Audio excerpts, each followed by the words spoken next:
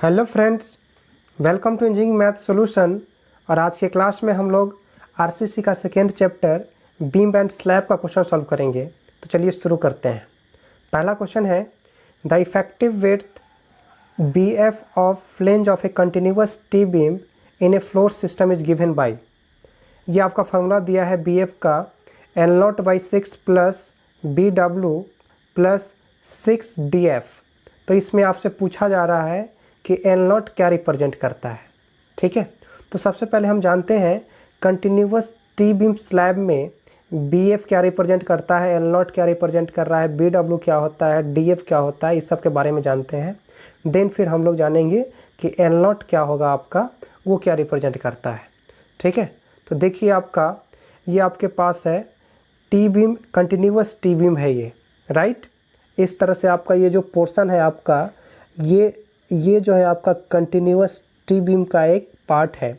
इस तरह से आप देख सकते हैं ये दूसरा टी बीम है ना। तो यही इसी को क्या बोलते हैं, कंटिन्यूअस टी बीम है ये, है ना। इंडिविजुअल टी बीम होता है, उसके लिए एल नॉट अलग से रिप्रेजेंट होता है।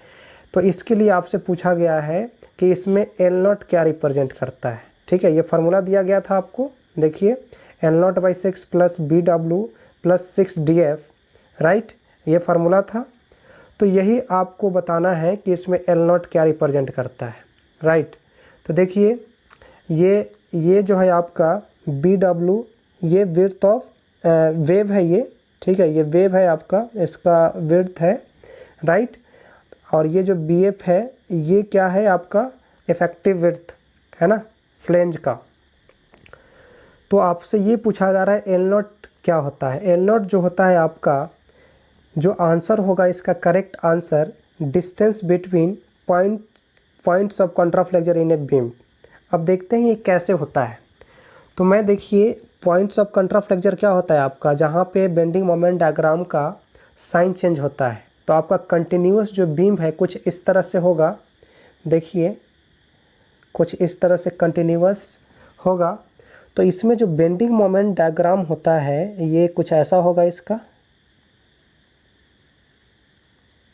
राइट। ये आपका कंटिन्यूअस टी बीम है, तो ये इसके लिए इंडिविजुअल होगा ये, ठीक है। यहाँ से कुछ इस तरह से जाएगा, ये आपका इसी में मैं बता दे रहा हूँ। ये जो है इस तरह से, ये जो है आपका ये पोर्शन, ये एल नॉट रिप्रेजेंट करता है, ठीक है। और एल नॉट क्या है आपका, ये एल नॉट जो है आपका, ये साइन जो है निगेटिव बेंडिंग मोमेंट है, और ये आपका पॉजिटिव बेंडिंग मोमेंट है, ठीक है। तो यहाँ से आप ये आपका, इसको मैं बता दे रहा हूँ, ये आपका पॉजिटिव है और ये आपका नेगेटिव है। तो ये जो आपका पॉइंट है इसको बोलते हैं पॉइंट ऑफ कॉन्ट्राफ्लेक्चर, और यही आपका एल नॉट होता है, ठीक है जी। तो ये एल नॉट आपका क्या हो जाएगा, distance between points of contraflexure in A span. L not यही रिप्रेजेंट करता है। और एल नॉट कैसे फाइंड करेंगे, एल नॉट का जो वैल्यू होता है 0.7 एल इफेक्टिव, ठीक है। अब बात करते हैं एल इफेक्टिव क्या होगा। इफेक्टिव स्पान होता है, तो इफेक्टिव स्पान आप फाइंड कैसे करेंगे। तो ये जो है आपका, ये देख रहे हैं, ये जो है आपका, ये देखिए, ये यहाँ से ले करके और यहाँ तक जो डिस्टेंस होगा इसको बोलेंगे एल इफेक्टिव, राइट। यही एल इफेक्टिव होता है। तो समझ में आ गया सब स्टोरी, ठीक है। तो यही है आपका एल नॉट क्या रिप्रेजेंट करता है, distance between points of contraflexure in A span, ठीक है। ये बी एफ क्या है, बी एफ आपका होता है इफेक्टिव विड्थ, और बी डब्ल्यू आपका वेव का विड्थ होता है ना, ये वाला पोर्शन है, ठीक है। चलिए सेकेंड क्वेश्चन देखते हैं। As per IS 456 for a singly reinforced rectangular section, ठीक है। क्या पूछा जा रहा है, सिंगली रेनफोर्स्ड रेक्टेंगुलर सेक्शंस के लिए ये सब कुछ है स्टेटमेंट, उसको पढ़ना है और आपको बताना है कौन इसमें से सही है, राइट। तो देखिए आपका आंसर जो होगा, पहले पढ़ते हैं, देखिए XU max by D for FE 456 still a 0.48, ये बिल्कुल सही है, ये सही है आपका।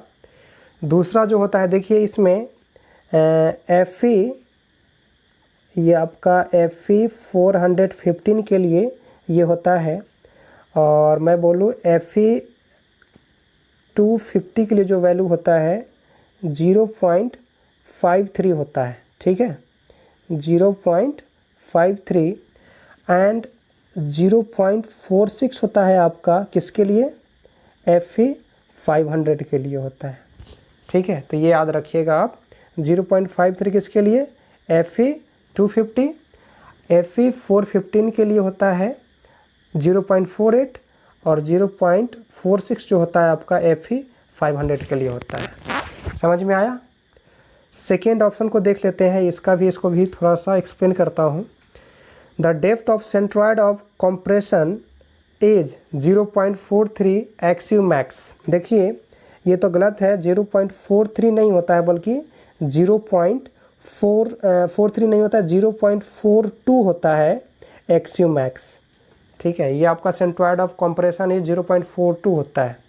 सी ऑप्शन को देखिए, depth of the rectangular position of the stress block is 0.38 x u max. ये गलत है, 0.38 नहीं बल्कि 3/7 होता है एक्सिव मैक्स, और इसका जो वैल्यू होगा 0.43 आता है, ठीक है। इसको कंसीडर कर सकते हैं 0.43 एक्सिव।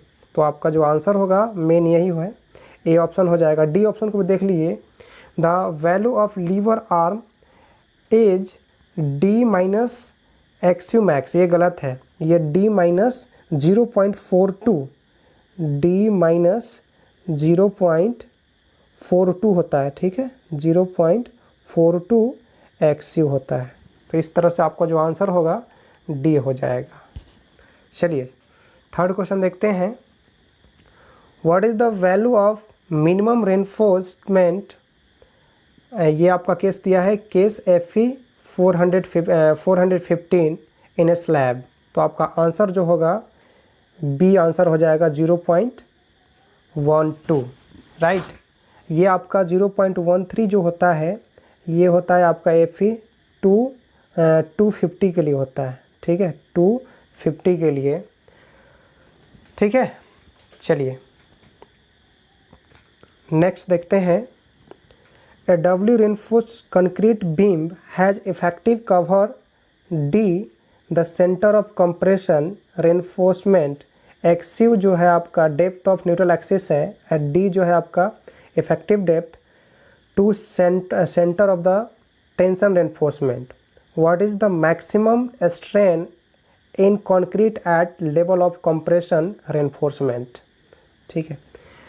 आपको बताना है maximum strain in concrete at level of compression reinforcement. तो ये कंप्रेशन जोन है, ये आपका ये पोर्शन है, इसमें बताना what is the maximum strain in concrete at level of compression reinforcement. तो ये है, ये ESC जो है आपका, यहाँ से ये वैल्यू फाइंड करना है आपको, ठीक है, ये वैल्यू फाइंड करना है ESC, राइट। तो देखिए इसमें हम लोग क्या करने वाले हैं, ये देखिए ये आपके पास क्या है, डेप्थ ऑफ न्यूट्रल एक्सिस है, ये एक्सिव से रिप्रेजेंट किए, और ये जो वैल्यू है आपका कंप्रेशन जोन पे जो जहाँ पे फाइंड करना है वहाँ तक जो डेप्थ है D डैश है।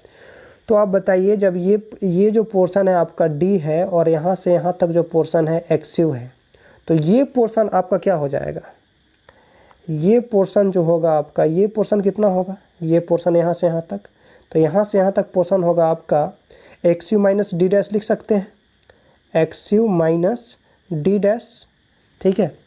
अब यहाँ से क्या करेंगे, अब सिमिलर ट्रायंगल, इस वाले ट्रायंगल की बात करेंगे हम लोग, इस वाले ट्रायंगल की बात करने वाले हैं, दिस ट्रायंगल, इस वाले ट्रायंगल की बात करेंगे, और फिर हम इस ट्रायंगल की बात करने वाले हैं, ये वाला, ठीक है। सिमिलर ट्रायंगल का प्रॉपर्टी लगाएंगे, क्या लगाना है, ESC अपॉन दिस साइड, है ना। तो क्या हो जाएगा, ESC अपॉन ये आपका हो जाएगा एक्सिव माइनस डी इक्वल टू, अब ये जो है दिस साइड अपॉन दिस, है ना। तो ये आपका हो जाएगा 0.0035 अपॉन एक्सिव, ठीक है।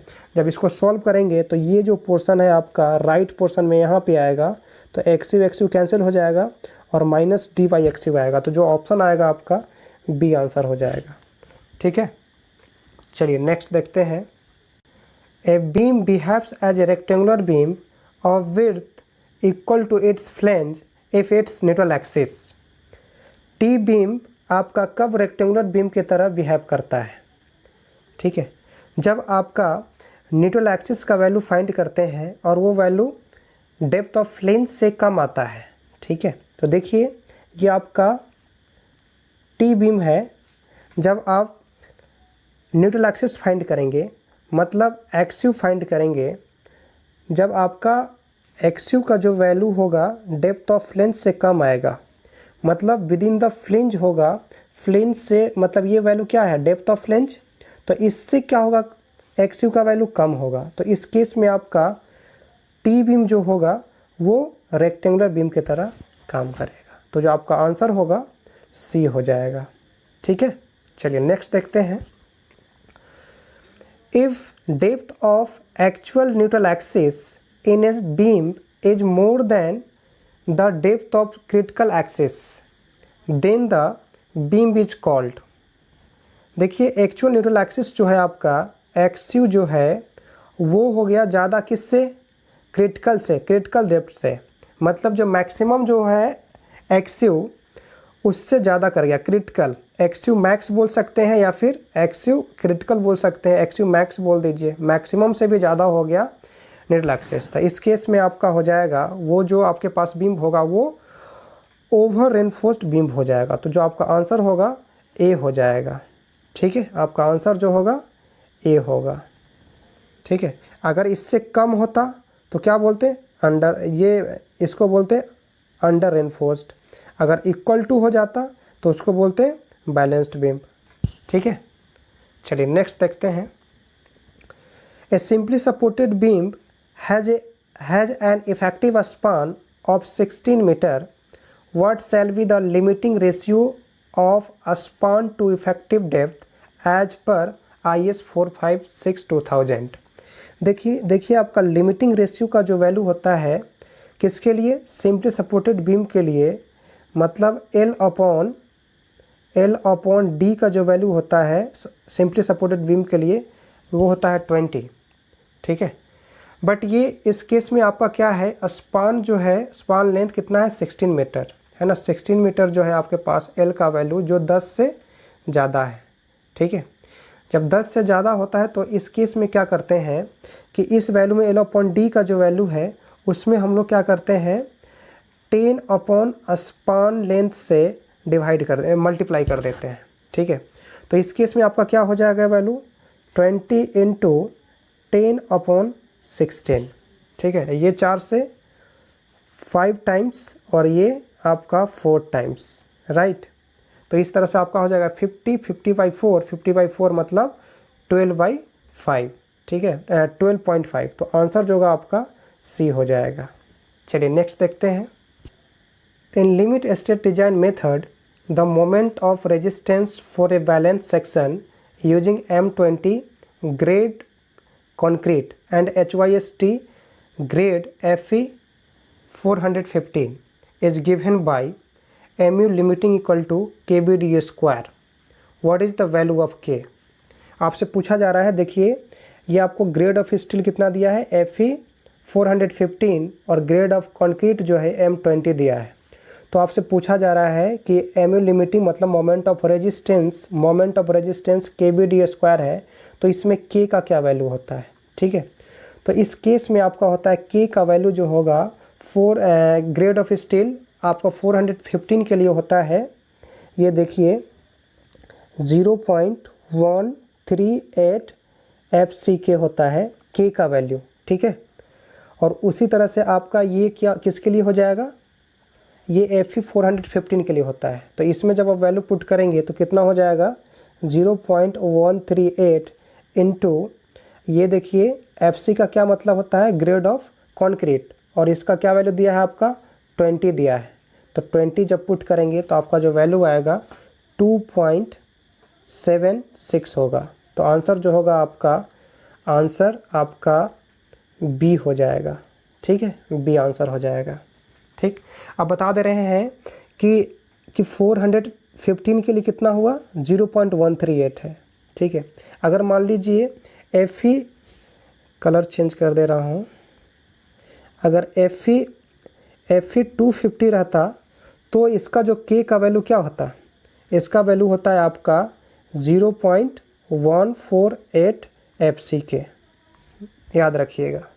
ठीक है, और वैसे ही आपका अगर Fe 500 होता तो उसके लिए कितना होता, इसके लिए आपका होता K का वैल्यू 0.133 FCK, याद रखिएगा इसको। ठीक है, 1.33 FCK। ठीक है, चलिए नेक्स्ट देखते हैं। इन reinforced brickwork slab, the diameter of main reinforcement shall preferably not exceed, किससे ज़्यादा नहीं होना चाहिए, आप इसको याद रखिएगा 12। ठीक है, चलिए नेक्स्ट देखते हैं।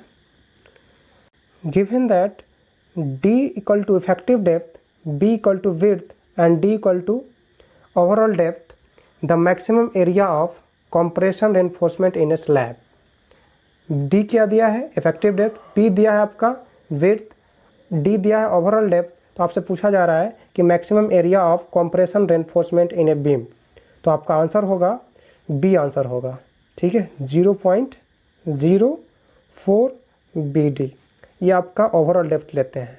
ठीक है, ना कि स्मॉल डी लेते हैं, आपका आंसर होगा B हो जाएगा। ठीक है, तो चलिए मिलते हैं नेक्स्ट क्लास में। Thank you.